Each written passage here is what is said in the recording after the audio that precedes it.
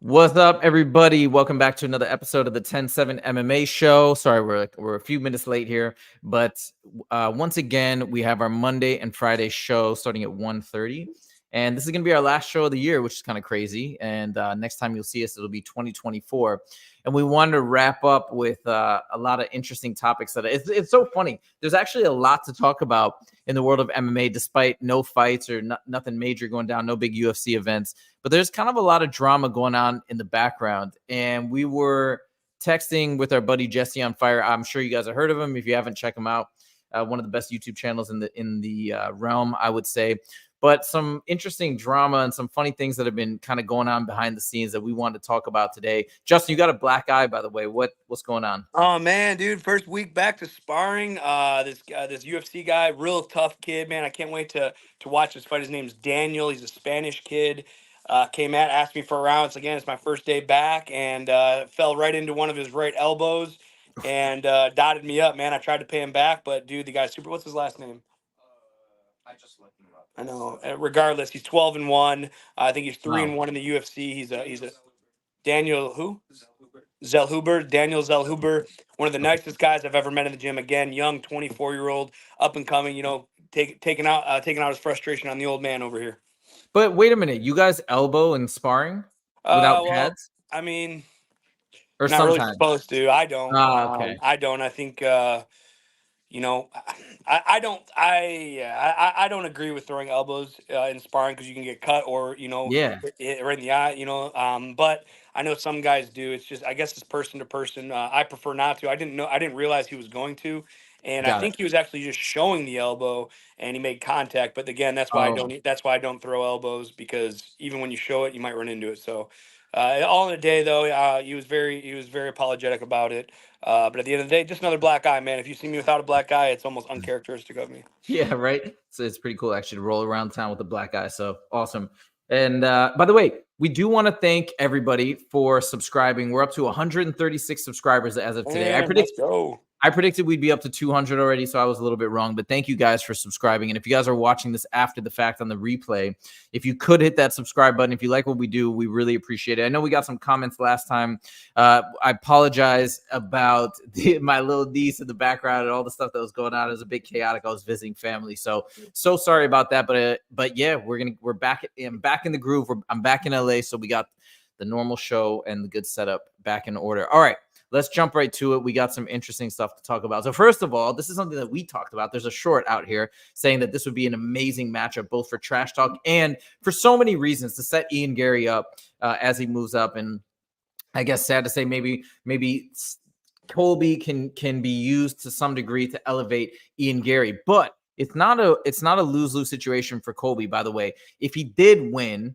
And if he did beat Ian Garry, I think that could potentially line him up for another, maybe another title shot, maybe title contention, potentially make it a fourth crack at it, depending on what happens. So I think this would be a great matchup. Now, Jesse on Fire covered this yesterday. It was so funny the way he kind of laid it out. But yeah, I think Colby in the post press fight conference and he also on the PBD podcast talked a little smack about Ian Garry, talked smack about his wife, and now that's coming out in a couple different media outlets. So this could be a thing. If Ian Garry goes, he wins the next fight against Jeff Neal. What do you think about this matchup, both from the trash talk perspective and the actual fight? I think this is an incredible matchup. I think this is the best thing for Colby Covington. We talked about it before. Here's the thing. Ian Garry is an up and coming star. He needs to have some big fights, big trash talk fights to get all eyes on him, to get views on him. Colby Covington is that guy. Colby Covington, I don't think can win this fight. I think he's too old. I think he's too slow. I think he's one-dimensional. But with that being said, to make the matchup, for Dana White to make the matchup, they're trying to shoot Ian Garry with star power. And Colby Covington, with how much shit they're going to talk back and forth and how personal, these conferences are going to get. If Ian Garry comes out there and starches Colby Covington, I mean, it's going to shoot him into greatness. And it's going to be a great payday for Colby Covington too, regardless. He's going to sell tickets. I'm going to tune into that fight Yeah. just because these guys, I'm not a Colby fan. I don't like his style, but I like to see him get his ass whooped. So again, there's going to be a lot of guys like me out there tuning into this fight. I think it's a great business decision, and I think it's the best. It's the best for Colby Covington to give him a chance. at a big name fight. Again, I don't think he can win this fight. I think Ian Gary's going to be a little too sharp on his feet. But at the end of the day, it's going to be a big payday for Colby Covington on his way out. Now, I think this could actually headline a fight night. Theoretically, I wouldn't be opposed to it, honestly, even heading, well, probably not a, oh, Jose for rocking the old school Mike Shinoda hair. Yeah, put you on blast like that. Let's go. That's hilarious. That Western Mass Climber is back again. Thank you so much. But anyways, yeah, so like, I could see it headlining UFC Fight Night, no problem. I mean, Yeah. this track it kind of be maybe not headlining its own card like a real UFC event like Colby versus Masvidal, but or think about throwing it on UFC 300 if Ian Garry gets a definitive win against Jeff Neal, comes out with minimal damage. Man, you throw that somewhere on the main card or even on the prelims because UFC 300 featured prelim, first Yeah. fight of the main card. I mean, you get two guys like that in the first fight of the main card. What a way to kick off a show. Especially if Ian Garry comes out and has a really amazing win, kind of turns things around for himself a little bit, and then comes out with this, man. And that presser is going to be amazing. And the fight's going to be great too, because, you know, hey, some people said Leon versus Colby was a little bit not so great. You know, Ian Garry is going to be way more aggressive, right? He's going to come out guns blazing. He always has. He has a statement to make. He wants to be the champ, and he has that opportunity right now, knocking off somebody that's had 3 title shots, especially in a definitive way and like a big knockout or something. I mean, that would just be huge for him. The opportunity for Ian Garry is incredible. The payday is going to be incredible for both guys. I really like Ian Garry. And I know Colby's going to sell it. Like Colby or not, he's selling the fight. So at the end of the day, it's going to be a win-win for everybody. Oh my God. I hope it happens. All right. Well, that's very exciting. And now we come to the next section. We're back to talking about Conor McGregor. I know he's not your favorite topic, but there's a lot of crazy stuff happening. You know, he's talking craziness at the Anthony Joshua fight. There's all sorts of stuff going on. You know, people are alleging that he seems hopped up on different things. I don't know the truth or whatnot on that, but he seems upset. Now, let me tell you some of the theories that are out there. Sugar Sean O'Malley said, hey, maybe one of the reasons why they're having trouble negotiating with Conor is because he's just so expensive. It's hard for the UFC to turn an event with him plus so many other champs into a profitable endeavor. That could be one. Another option is that he's now really pushing back on Michael Chandler. And I got to be honest with you, okay? Like, I love Michael Chandler, but I do think some of that momentum about being excited about the fight has potentially died down. It's just in a weird spot. Chandler's just waiting for it. I don't know. So, I mean, like I could see that. And maybe he feels as though it's just not going to get that big of a pop. Maybe he's looking for somebody else. But we're in that position now where he's seemingly upset. He wants to get down to business. He wants to fight books. He said, hey, they're keeping me from my livelihood. He was even talking about Manny Pacquiao now doing a boxing match with him. So he seems like all over the place. What do you think is going to happen on this front? What do you think is going on also behind the scenes? Like, why do you think they're having such a difficulty nailing down an opponent and getting him scheduled? Oh, you're muted. I think your audio is not coming through. Okay, wait, maybe jump off and rejoin.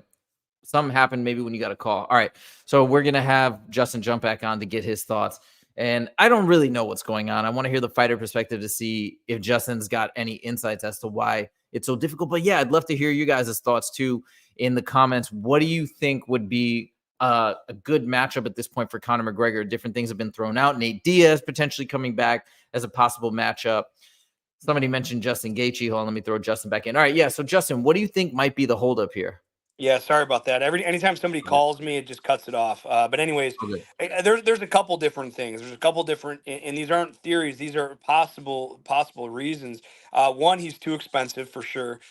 Because it's not nobody's afraid to fight Conor McGregor. He's lost like 4 or 5 fights in a row. It's and anybody who does fight him, it's a red panty night. They're going to get paid. And so there's that. So I don't think it's fighters shying away from not wanting to fight Conor McGregor.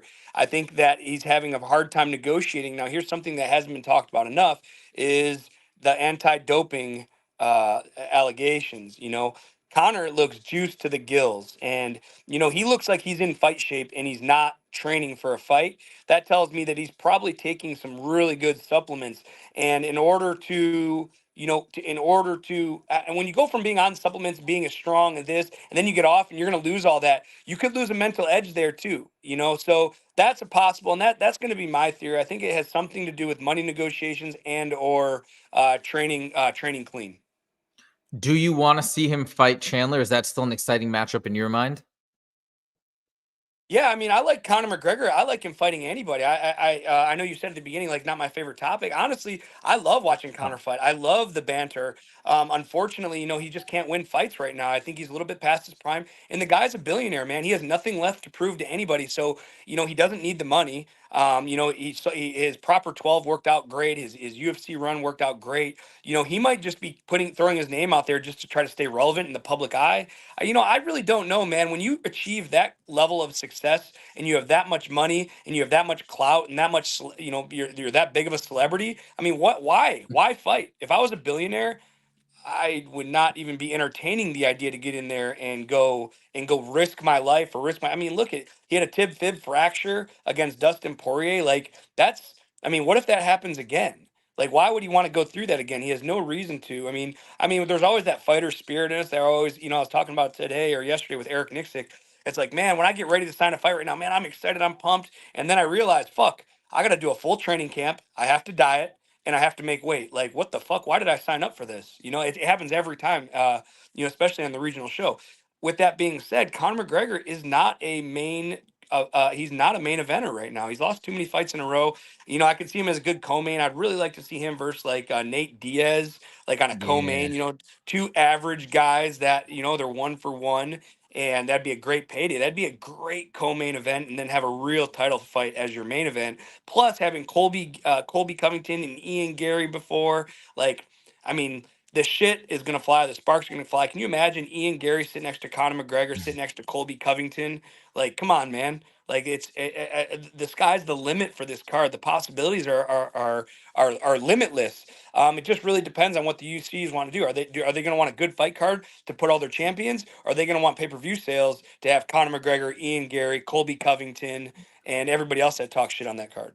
And imagine, I think, hold on, I heard a rumor. I'm just double checking it right now. Colby, imagine Justin Gaethje on that card as well. So you can just imagine the press conference because Justin doesn't like Conor at all either. And then you have Ian Garry and Conor probably sitting together because they're buddies, and they'll go to, they'll kind of like back each other. Wait, let me see. I heard that they were trying to book Justin Gaethje versus what's his name, Holloway. But let me see if that actually is. I heard that as well. Yeah, or you texted me that, I think, right? I Max think Holloway. it was on Instagram. I sent you the post on Instagram. Okay, let me see. It says he wants it for the BMF title. No, this is an old thing from November 20th. Let me just see. BMF title. This is a month ago, 4 days ago. For the BMF. We'll go. Wait, yeah, Chael Sonnen says this. Okay, I don't know if that's true then, but it was posted on Christmas. And here, let me show you what I'm looking at so everybody can see here. 1 second. We're going to share this screen. So this is the article right here. And says Justin Gaethje versus Max Holloway for the BMF belt will go down at UFC 300. This is what Chael Sonnen says. That announcement is coming soon. All right, that's the quote. Now, I don't know. Chael can also be stirring the pot a little bit, and we never know for sure if that's legit or if that's going to be announced. But UFC legend is convinced, dang, that'd be so crazy. Holloway has in the past expressed his interest in taking on the highlight. All right. And then, yeah, I think the weird thing about that, though, is sorry, I'm like looking at the watches here. But the weird thing about that fight is that like Gaethje's lined up for a title shot. If he just waits and sits, he's probably gonna get a shot, even if it's not next. He's gonna get a shot against Islam. So that's the thing, is it might be a little bit risky, but I guess we can see. That would be a dope fight. I'd be excited to see that. All right, okay. Let me get out of this. Let's go back to us and let's keep it going. So we got some interesting possibilities for Conor at 300. But now let's move on to this next matchup, which has been announced. Yair Rodriguez, I don't think we talked about this, versus Brian Ortega. And Brian Ortega, let me see. I think he's been out for 2 years. Yeah. Let me see this. His last He's been out for fight. some time for sure. Okay. His last fight, I'll tell you, was. Wait. What is this? July 16th? No, this can't be right. He fought Volkanovski for the title. I don't know if he's fought since then. Well, wait, he fought. Wait, am I crazy? Was his last loss to? Wait, this is bananas. It says here on Wikipedia his last loss was to Yair Rodriguez. Why do I? Hold on. Yair. Go to Tapology. Tapology is a much better source. Okay, let me go here. 1 second. So we're gonna go to back to I'll look it up on the this. computer. Yeah, here, I'm going to do a stop, and then I'm going to share this again here. All right, 1 second. Yeah, so they're fighting on Saturday, February 24th. This can't be. This is a rematch. Hold on, Alex. Yeah, Yeah, it is a rematch. It is a rematch. He got So- shoulder. Man, that was in 2022. His fight before that in 21. Yeah, he fought Yair. He got injured in the first round, shoulder injury. Yeah, why do I not? I'm looking Oh, so it was against Yair. For some reason, I remember that shoulder injury, but I don't remember it being against Yair. But okay, so I guess it's a rematch. That's crazy. Yeah. All right, so what do you think? We got a substantial layoff here, and now he's coming back. He hasn't been super active. How do you see this? How do you see this one going down? Man, I don't like it for Ortega, man. Unfortunately, the 2 year layoff. You see what it does to fighters. You saw Colby after 2 years off. I took a year off. You're just not the same, man. And Yair Rodriguez, hot as the sun, coming up through the ranks. I think this is not good for Brian Ortega, and I look for Yair to finish him in like within 3.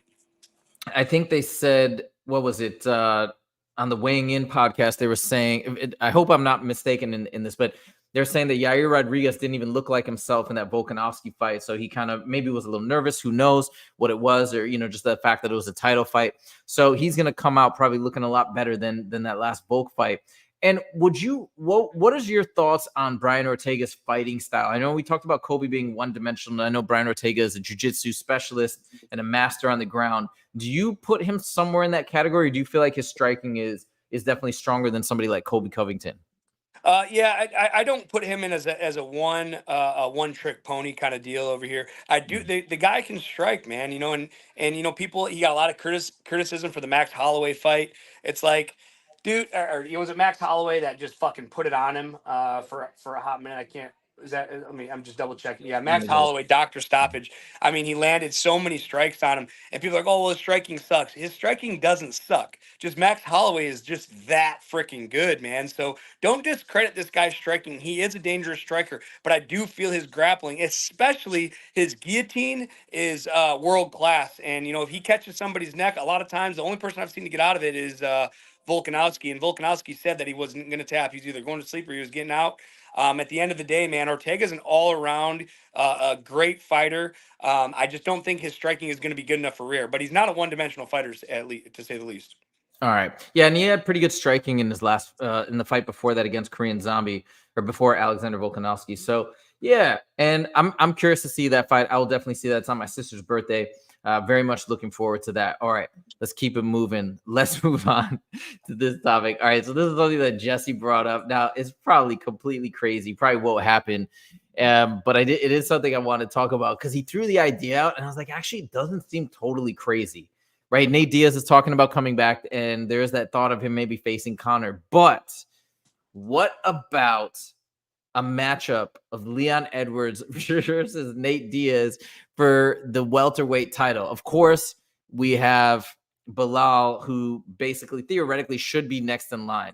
He's what is it, 10 or 11 in a row, or at least no losses if you take out the doctor stoppage of the eye poke, or not even a doctor stoppage, but the no contest against Leon the first time. But if you remove that, I mean, Bilal seems to be next in line if you just look at those wins.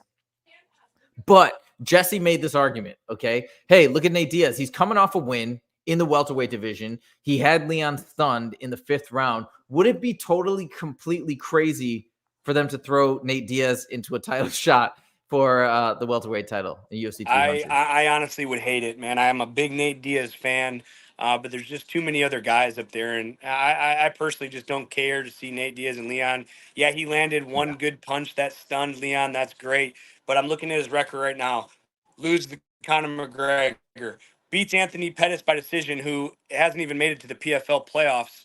Last year, the year before, loses to Leon Edwards, unanimous decision, beats Tony Ferguson. Congratulations. It took him 4 rounds to do it. Then he loses to Jake Paul in a boxing match. I just don't, as much of a fan I am, and I want him to make money, I just don't think it makes sense. It doesn't make sense for Leon Edwards to take the fight. Well, actually, it does, because it's an easy payday for Leon. I think Leon just picks him apart And, Nate did land that Yeah. great shot. And I talked to Jake Shields about why didn't he jump him. And I guess in the heat of the moment, he didn't realize how hurt he was, and that Yeah. does happen in fights. It happened to me in my Charles Rosa fight. Like when you're in the moment, man, you land these good shots and you see the guy still standing. You're like, oh, I must not hurt him that bad. But again, dude, he's let me look. 1, 2.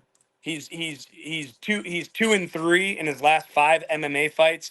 That's not title worthy to me at all. And he lost to Jake Paul, so technically 2-4 in his last 2-4 in his last 6 competitions. No, I think he needs to sit this one out. I think, or at least the Leon Edwards fight. I think Nate Diaz and Conor McGregor. It's 2 guys that have lost most of their fights. Again, he's 2-2 or 2-3 in his last 5 MMA fights. Conor McGregor's lost like 4 fights in a row. Put these guys together, that will sell. I think the more that I think about it, they have to do Nate Diaz versus Conor, because what if Nate goes in and he loses, right? Like when they have to do that Nate Conor rematch, or the trilogy at some point. So they don't do it now. Or if Conor goes in and loses, I mean, I feel like it's just going to continue to lose its luster. If they can get this at UFC 300, they got to do it. And I feel bad for Chandler, but the more I think about it, it makes total sense. It would be incredible to imagine having Conor and Nate both at the press conference. Just that energy would be incredible. How about Colby, Ian, Nate, Ian Garry? It's well, my son Ben's here with me right now. He just said, "What about Dustin Poirier versus Nate Diaz?" That is also something that people have talked about. That was on that fantasy matchup that we had seen. That would be really cool too. Man, I think I would prefer to see. I think it'd be sweet to have Conor versus Nate, because all that star power, and then it justifies the fact of headlining the card, even though it's not a title fight. I mean, who knows? You could even throw in a BMF title versus Conor versus Nate, right? Like it's not as though you necessarily have to challenge for the belt. It's sort of created. I mean, look, Jorge lost all those fights and he never had to give it up, or it was never for the BMF title. I don't see why they couldn't turn that happen into another BMF title. Now, Western Mass Climber says, what happens to Chandler if he doesn't fight Conor? I mean, dude, Chandler's an exciting fighter. I think there's tons of matchups for him. Tons of matchups. I'll watch anything that whoever Chandler's put up against. So, I mean, hey, you could have. And that's the thing for Chandler. You said it perfect, and I agree with you. You can put him against anybody, 1 through 10, 15, 20, anybody on the roster, and I'm going to tune in. I'm a big Mike Chandler fan. I've trained with him. But the thing with Mike Chandler is he doesn't catch people's eye on the mic. And, I'm just going to tune in to watch Mike Chandler just because I like Mike Chandler. I'm tuning in to watch Conor McGregor because he's going to sell the fight. Mike Chandler doesn't need to sell the fight. So give Mike Chandler a good, put him on the undercard, put him up against, I don't know, fucking Dustin Poirier, someone like that. And, have the shit talkers fight each other to build this card. You get 2-3 fights where guys are talking shit. Colby Covington versus Ian Garry, Conor versus Nate. Those 2 fights right there alone are gonna just crush everything in pay-per-view sales. And I'm just thinking off the top of my head, right? I'm not saying we have to do this, but hey, you could even do a Dan Hooker, Michael Chandler rematch. You could do something like that. I think there's just so many possibilities, and it sucks for Chandler. Maybe the UFC can, and Western Mass Climber says she's going to miss a payday. He's going to miss a payday. I mean, look, I don't know. In terms of what this means internally for the UFC and the fact that maybe they promised Chandler the fight and now they're not going to give it to him, I know that sucks for him. Maybe there's a way that they can make him whole in some capacity, offering a big bonus payment behind the scenes, right? Some way to make it whole. And I hate to do that to him. And I know they did promise him that fight, but man, I'm just saying, for the interest of making the best event possible and have the biggest splash, to me, the more that I think about it, Conor versus Nate makes a lot of sense. Somehow make him whole, or maybe change his contract so he's got a multiple fight deal and they can make it up to him in the next few fights. Give him lots of other amazing big fights. I think there's so many other good matchups. Here's my proposed matchup, and I just came up with this right now. Here's the 4 fights I want to see at the UFC 300. All right. Main event, Leon Edwards fighting for the 170-pound championship against Islam. All right. Woo! Co-main event, Conor McGregor versus Nate Diaz. Fight before that, Justin Gaethje versus Michael Chandler 2. Okay. All right. And then Ian Garry and Colby. Yes. That would be amazing. But Conor would never go but fine. Like even if you had to swap Conor and Leon, fine. But like no, there's no particular order on those fights. I think Leon and Islam should be. We're talking about the best pound for pound fighter in the world against Leon Edwards, who's red hot right now. You know, Islam going up just like Volk went up. I mean, that's just going to sell. Neither of those guys have to talk shit. They're not going to talk shit. They're going to be very respectful. But the undercard to that, Colby Covington, Ian Garry, that's going to sell. Nate Diaz, Conor McGregor, that's going to sell. I mean, Justin Gaethje, Michael Chandler, I don't know if you saw the first one, but it was Yes, for fucking sure. insane. It Yeah, it was was amazing. insane. If anybody saw that, they're going to tune in to see that. That one doesn't need any shit talk. Just show up, and everyone's going to. Oh, I lose you. Yeah, just show up, and that No, I'm here. fires. Excuse me. That fight is going to be fireworks, man. And then you get like, you know, like a Volk on that card. Volk versus who's Volk fighting the championship? He's fighting. I'm trying to think who he's fighting. Right. Who's Volk's next fight against? Ilya Topuria. Ilya Topuria. Man, move that onto 300. I know it's not going to, but fuck, you could really, if Dana White wants, he can really stack this card and make it something special. Yeah, there's so many good things, but even those 4 that you mentioned, and like he didn't seem too excited about the thought of Islam moving up. I think he doesn't like that because it freezes the division, and then other people who want a title shot have to wait out in both the welterweight and the lightweight division. So I get that, but that would be sweet. And you're right, because Leon and Islam at this point are facing are chasing that kind of like overall greatness status, right? Leon has mentioned many times he's chasing George St. Pierre, and obviously Islam is trying to be the greatest of all time. He's right now he's ranked the pound for pound #1. He's at the top of that list right now. So imagine him moving up, and he wants it. He said repeatedly he wants the welterweight title. So that would be amazing. Let's see what happens on that front. Okay. Let's move it on to this insane story. I don't even know what to make of it. When I saw it, I thought it was nonsense. But Jesse on Fire talked about it. And he even, so there's okay, let me preface this and let me explain what's going on. So apparently in an Islam Makhachev interview, he talked about the fact, and he even mentioned, he's like, I don't know if I should really be talking about this, but he said Khabib is training. And he's been training. And then Khabib said in some other interview, it was in Russian, but it was translated. And he said, yeah, he's thinking about coming back. And the reason why is he's like, you just can't ever experience the emotions of that you experience when you go through and you win a fight. And he misses it. And he wants to experience it again. So now he's had a few years out and he wants to come back. The other thing he said in that interview is he's now lifting weights, which he never used to do before, because when he'd lift weights, he'd put on muscle mass and weight that would be really hard to get off for the weight cut. But apparently he's not thinking about fighting at welterweight. He's thinking about fighting at middleweight, which this is crazy, which would, of course, be against your boy potentially. But then he's talking about this possible return. And then Jesse on Fire said he texted Ali Abdelaziz about it, and he said, yeah, I asked him, hey, what's going on? I heard this rumor about Khabib, and he just said, hey man, great to hear from you, happy holidays. So he didn't answer it, but he didn't deny it. So maybe it's a possibility. People would go mental if Khabib came back. So what do you think? And I imagine he'd be eyeing a title shot against Sean Strickland. How do you think Khabib fares in the middleweight division? Dude, you're talking about a big weight cut, and we're going to talk about a guy that, you know, he left the sport for personal reasons. You know, he left the sport because of his family. You know, I don't remember if he promised his dad or he promised his mom that he was, he promised his mom that he was done after this. You know, with that being said, he's going to go up 2 weight classes against bigger, stronger guys, be at much more risk to get knocked out because of the power up at middleweight. And he's going against his promise to his mom. So, you know, just knowing how family orientated he is and knowing that he promised his mom that he was done fighting, I can't see it happening. I'm not saying it can't happen, but I just know how much he prides himself on being a family man. Hence why he left the sport. Hence why he left the gym. If you remember, Islam fought without him in the corner because he said he's stepping away. He promised his mom he was stepping away. And now to just throw in that he's just going to step back and go against everything he's talked about over the last couple of years, I don't buy it yet, but I'll see Ali soon enough. Ali comes in and out of the gym. Me and Ali have a lot of history. We have personal history. We've actually gotten gym fights before, one-on-one. We've fist fought at the gym.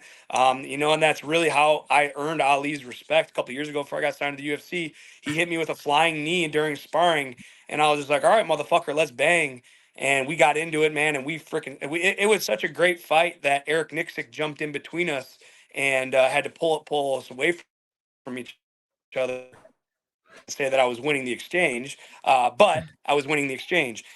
So I'll ask Ali personally. Like I said, I can give him a call and we can find out. He'll probably give me some vague answer on the phone or via text, but I'll ask him in person as well. So I don't think it's going to happen. I would love it to happen. And I'd love him. I'd love Sean to go out there and put hands on this guy and knock him out. What has he had? 3 title defenses, and he's talking about being the greatest of all time. To me, George St. Pierre is the greatest of all time. George St. Pierre lost the belt, got it back, defended it 100,000 times in a row, retired, came back, won the middleweight belt, went back to retirement. That's the greatest fighter of all time. You talk about Khabib, he hasn't had to face any adversity. Coming back from a loss in mixed martial arts is some of the hardest thing a fighter could ever have to do. When you're winning and you're consistently winning 3, 4, 5, 6, 10, 30 fights in a row, you get so used to that feeling. But when you lose and you realize, fuck, I'm not invincible, and then you have to come back and do it again like George St. Pierre did, I mean, there's nothing harder than that. And not to mention, I was watching something about all these Russians and how much juice they're on. Like it's right now, and I'll send you the article. It was on Instagram. Islam even got popped for something. I can't remember exactly what it was, but it was, what was it? Well, no, it wasn't an IV. It was something else. And I looked it up, and it went along with like race horses to give them enough endurance. And from my understanding, the UFC, especially with Russian fighters, it's coming down to who has the best doctor. Okay, wait, hold on. I gotta see this. Islam. I remember the IV thing, but I don't remember. Okay, hold on. Wasn't an IV. I think one of the other fighters said it about him. You're right. He was once suspended. I don't remember this. He was once suspended from competition after testing positive for meldonium, which is a metabolite. Yes. Oh, hold on. Let me share this. This is what? How did I never hear about this? Okay, because it has to be brushed under the rug because they don't want the Russian fighters having this kind of flack about this idea next to them. And right now, unfortunately, whoever has the best doctor in Russia. You think USADA was going over to Russia to test their athletes? Absolutely not. USADA is the United States Anti-Drug Association. It's not the Russian. So the Russians can be over there doing all the drugs they want, and they're not going to get tested until they come onto American soil, from my understanding. And I might be I might be wrong, but I don't think I am. Dude, this is crazy. I didn't know that. Yeah. So, well, I mean, I hope that's not true because that would just be so sad. If these guys, why? Like my theory is, and I train with a lot of Russians, and I hate training with them. But I don't feel they're great training partners for the most part. Not saying every single one, but for the most part. And with that being said, how is every Russian always in incredible shape? And I know they train hard, but guess what? I train hard too, and I still get tired. All these fighters I'm in Extreme Couture. I'm in Eric Nixick's office right now. We all train our fucking asses off, but something with their I'm not going to say it's all drugs, obviously, because again, they train their asses off, but they're different breeds of animals. How strong they are, like. Man, I remember rolling with Zabit a couple of years ago, before he retired, man.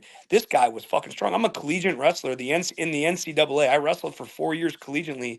And dude, Zabit's strength, it was just like, holy fuck. And he didn't take me down and I take him down. I have an incredible video of our roll, but just the strength and endurance of these guys is just, it's almost unmatchable. Wow. Okay. Well, this is crazy. This is kind of blowing my mind. I guess let's see how this unfolds, and hopefully they're not in anything that's going to get them in any trouble. I want to see Islam keep going, and I hope that that's an untarnished legacy. Last thing I want to say before we move on to the final topic, Khabib, you're arguing, right? Like, I know you feel he didn't do enough to warrant being called the greatest of all time. I get it. I think a lot of people most people agree with you, but if he did come back to middleweight, just in some theoretical world, or welterweight, let's say he comes back, wins a second title, maybe defends it once. Okay, let's say 2 more fights, 2 more victories. Would that change your mind? 31-0, he retires as a double champ. I don't know. I guess it just have to really depend on who he fights, and it just comes down to like guys like Anderson Silva and George St. Pierre. These guys, and John Jones. He's fought the best of the best for 15 years, and he keeps winning and he keeps winning. Khabib is an incredible fighter, and let me tell you, I'll be the first person to say, if me and him fought, he'd whoop my ass. He'd finish me in the first round. He'd get on top of me and beat the fuck out of me. This isn't me crediting him as a fighter. I just think when you talk about legacy is a long-term thing. It's not like, let's say the Lions win the Super Bowl this year. Does that mean they're the greatest team of all year? The greatest team ever? Of course not. They just were at the top this year. And he was at the top for a couple of years, and he had 3 defenses, which is fine. But I don't know. I don't think he was ever put in an adverse spot. And I think he retired correctly, man. And, I know some people say he's the greatest of all time, and that's fine. It's just like Michael Jordan to LeBron. LeBron. Like Yeah. it's always going to be a debate. Statistics that say he is or he isn't. I just personally feel that he's not. One other thing that I want to talk to you about, actually squeeze it in right before we go to the last topic. One thing that Daniel Cormier mentioned on his YouTube channel, I think I listened to this yesterday or 2 days ago, and it was in response to the Rodriguez Duplessis talking about their confidence in Rodriguez against Sean Strickland. And then DC responds to that. He's like, I don't know about that statement. He's like, because what I've heard from inside Extreme Couture is the rate at which Sean Strickland is improving and learning and growing as a fighter, he said, is crazy. And he said that's kind of what people are saying inside the gym. Obviously, you're inside the gym. You train with Sean. And is this something that you guys are noticing? And is it because of all the sparring and all the hard work and dedication that you're noticing Sean putting in on a regular basis? It's right on. And I said it in a past video, and I'll say it again. Nobody in this gym, nobody in this world, I think, I mean, I can just speak for the gym, I guess, outwork Sean Strickland. It just, the guy is in here all the time. Yesterday was the first time he hasn't been in the gym during a sparring day because he has the flu.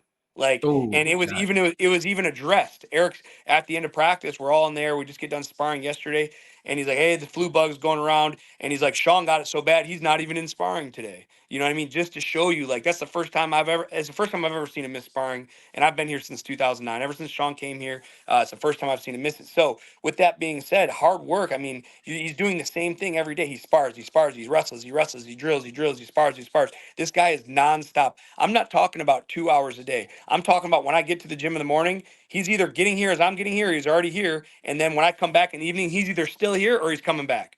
And like I said, the guy's smart. And actually, dude, when I was sparring the other day, Sean came over and cornered me for a little while, and he inspired me so much by his corner antics. I'm gonna ask him to corner me in my next fight.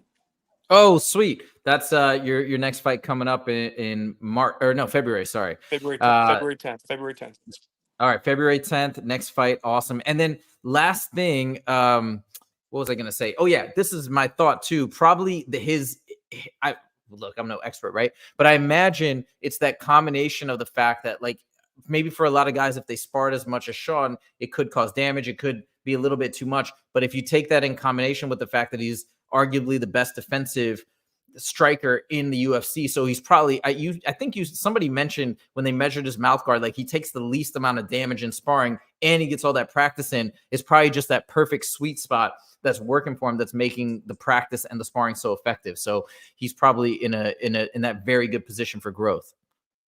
Yeah, I agree with you, man. And I've went through this for my career. When I was early in my career, I sparred just like him, dude. I'd get into the gym, I'd bang it out, we'd fight in the gym, and I'd get injured, and I have to pull out of fights, or I'm not feeling 100% going into my fight because getting your ass whooped every day fucking sucks.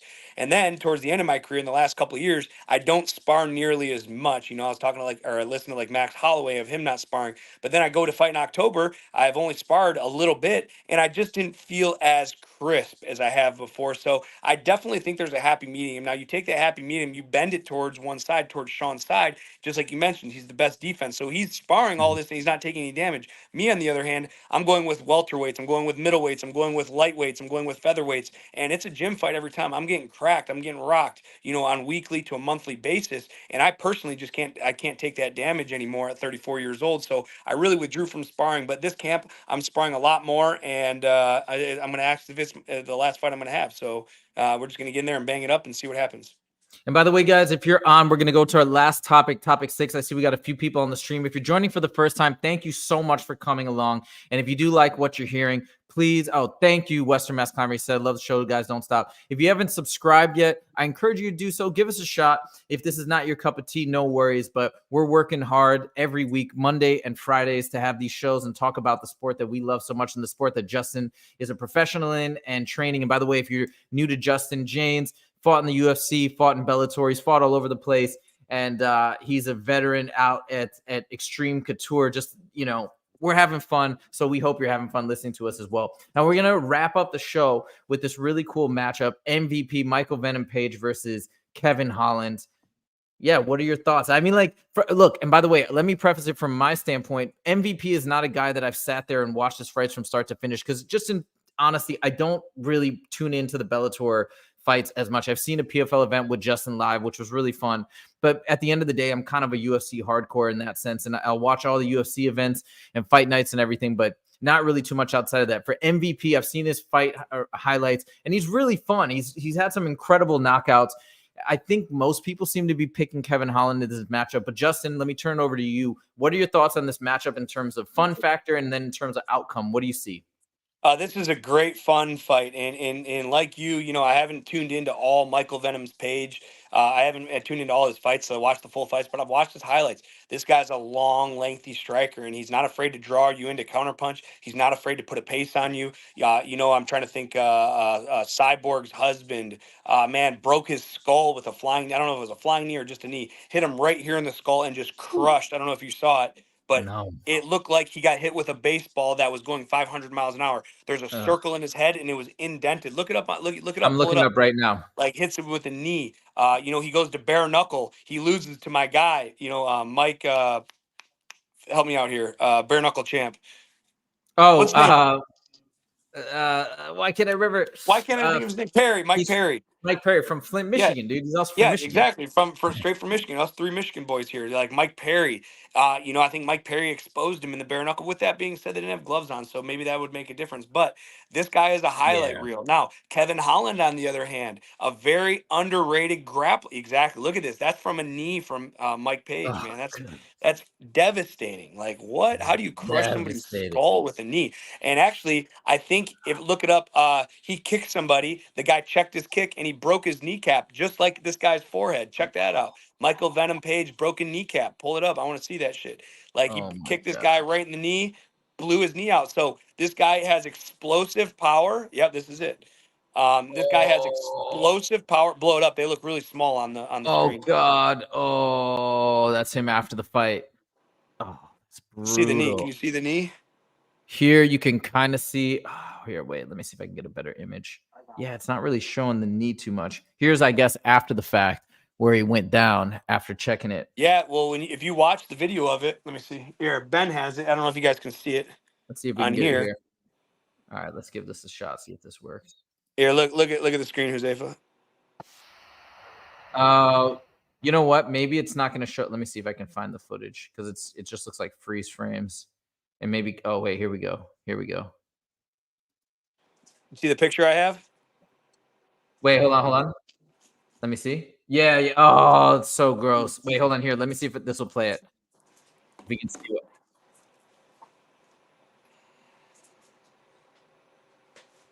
Here we go. Here we go. Oh no! I can't watch that. Oh, that's so bad. You see the indentation right Yeah, away. yeah, right away. I mean, he got. Oh, So we're talking about a very powerful striker. oh, I'd like to think Kevin so Holland bad. has fought. Kevin Holland has fought tougher guys, so he's going to have the better resume here. But I can't Yeah, count MVP out. You know, this is going to be a great fight and a great test. And I'm not really calling a winner here because I don't know enough about Michael Page to say, you know, if he can hang with Kevin Holland. If I had to say, I have to go with the UFC over Bellator just because I feel Kevin's probably fought better guys. But then yeah. again, I mean, I don't know enough about the guy to say he's going to lose. It's pretty cool because either way, whoever wins is going to get skyrocketed up. And Kevin Holland is such a fan favorite. I love Kevin Holland. I I do think he's too. so fun. And if Michael Venom Page wins, who knows where that takes him? Because he's already got such a big fan base and so many people love him. Even though he's maybe hasn't fought in the UFC, but he's known with this amazing highlight reel. So I think it's going to be really cool. By the way, as we wrap up, Western Mass Climber says, "Where's Justin's next fight? How can I watch?" Salt Lake City, Utah for Fierce Fighting. It'll probably be on either be on Fight Pass, UFC Fight Pass, or Fight TV. As we go, follow my Instagram, JAY09MI Oh yeah. on Instagram, and I'll be posting the links and all of that there.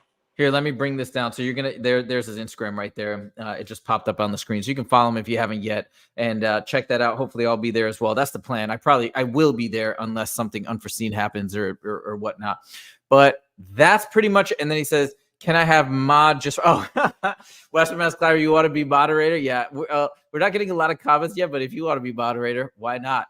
You've Sure. been with us since the beginning, and we really appreciate it. So really, we appreciate it. And we're having so much fun with this show. So thank you so much. And let's keep spreading the word, guys. We're out consistently, constantly, every week, bi-weekly. We're gonna try and do a show on Monday. I know that's New Year's Day. If we're not too jacked up from partying on New Year's Eve, I'd love to do a show for New Year's Day, start off the New Year's right, and keep it going. So that's the plan. But anyways, thank you guys so much for joining. Justin, great to see you, and we'll see you guys. Yeah, Wes McClavin, you're the only one here. Yeah, it looks like other people have rolled out, but it's all good. We're building something. 136 subs, and we're growing. So that's that. Thank you guys so much for joining, and we'll see you in the next video. Take it easy.